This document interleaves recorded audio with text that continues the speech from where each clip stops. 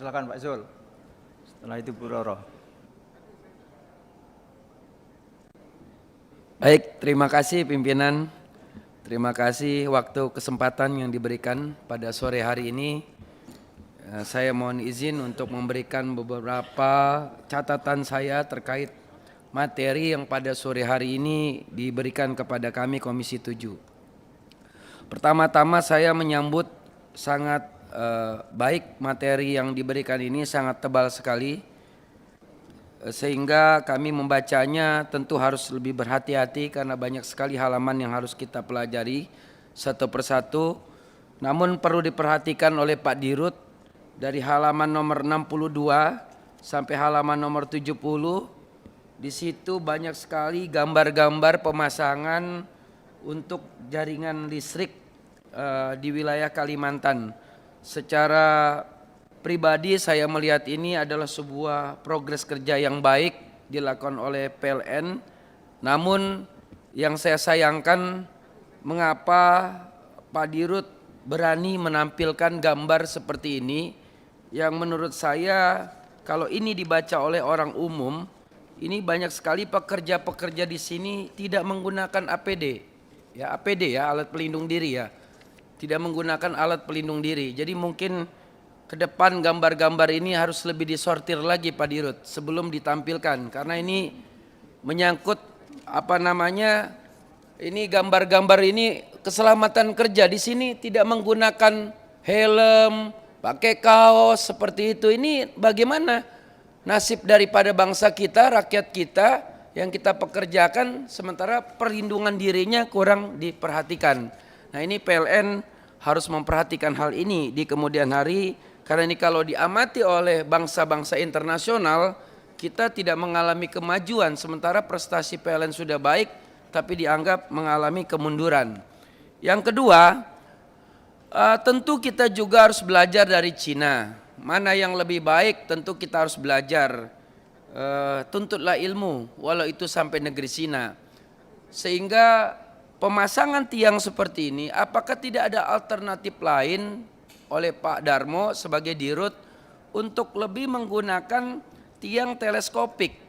Tiang teleskopik itu adalah sebuah tiang yang bisa dinaik turunkan, teleskopik seperti tangga teleskopik. Jadi sehingga distribusi pemasangan ke daerah situasinya enggak begini beratnya. Nih saya lihat. Kedua, kita selalu menggunakan bahan baku yang saya lihat masih menggunakan besi. Menggunakan besi. Ini kan bukan juga beresiko terhadap arus listrik. Ya, arus listrik apalagi di daerah kondisi pohon dan ranting-ranting itu belum begitu rapih ditata, sehingga itu bisa berakibat beresiko di kemudian hari. Kan ada bahan galvanis dan sebagainya yang bisa dipergunakan. Nah, penting untuk dipikirkan untuk distribusi ke depan terkait teleskopik. Bagaimana ada sebuah tiang yang kita bawa hanya diameter 1 meter saja.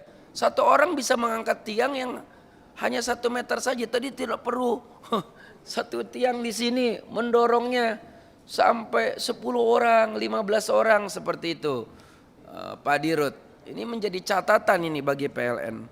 Lalu selanjutnya terkait masalah strategi percepatan ekosistem kendaraan listrik. Nah, ini kita menyambut baik energi listrik, ini menjadi target kita EBT juga ke depan, energi baru, untuk bagaimana kita bisa memanfaatkan tenaga kelistrikan.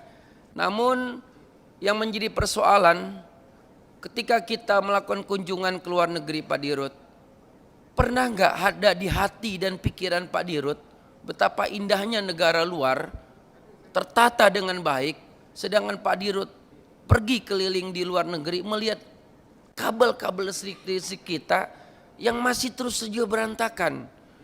Sampai sudah seperti tiang jemuran 1 meter dari tanah. Setiap tahun catatan yang saya miliki 15 korban jiwa akibat kabel listrik ini. Tahun 2024 ini kita lihat viral di media sosial bagaimana pengendara motor meninggal dunia akibat kabel listrik yang kusut ke bawah. Nah, saya selama ini memahami PLN itu terdiri dari industri. Industri adalah bagaimana memproduksi listrik sebanyak-banyaknya, baik PLTU, PLTS, dan sebagainya.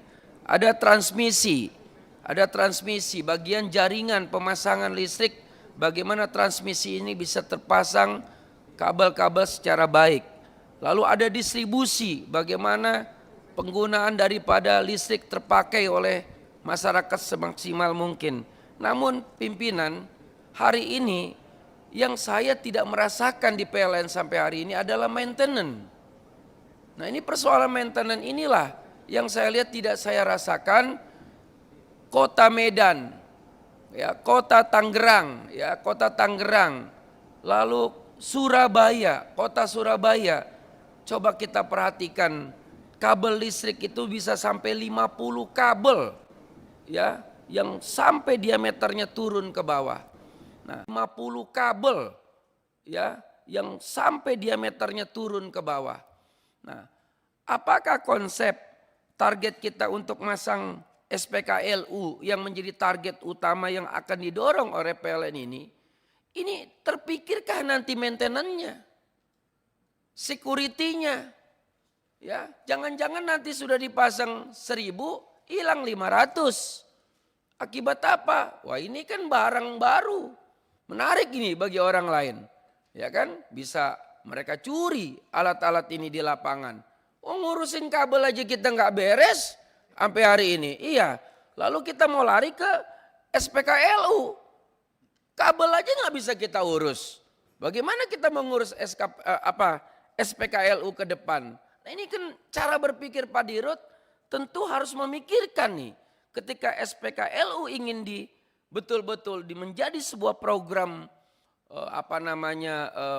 program yang masif, tentu juga harus dibarengi dengan adanya maintenance.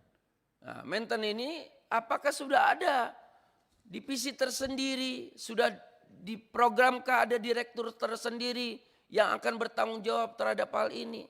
Nah, ini penting untuk menjadi catatan pimpinan dan Pak Dirut di kemudian hari terkait masalah SPKLU. Jangan kita pengen kelihatan jadi dengan target dan program konsep kerja PLN, tapi kita jadi W-nya apa? Kita pakai mobil listrik di mana-mana, tapi kabel listrik berada di aspal. Kabel-kabel kita masih sampai ke aspal. Malu kita Pak Dirut, malu kita. Negara kita ini udah dianggap negara-negara tetangga kita ini negara berkembang yang bagus, tapi malu kita melihat kondisi kabel-kabel listrik kita yang belum juga tertata dengan rapi. Sehingga kesempatan pada sore hari ini saya berharap sekali agar Pak Dirut fokuslah memikirkan bagaimana supaya pandangan mata kita, pikiran kita betul-betul terarah dan terkonsentrasi sehingga kita bisa lebih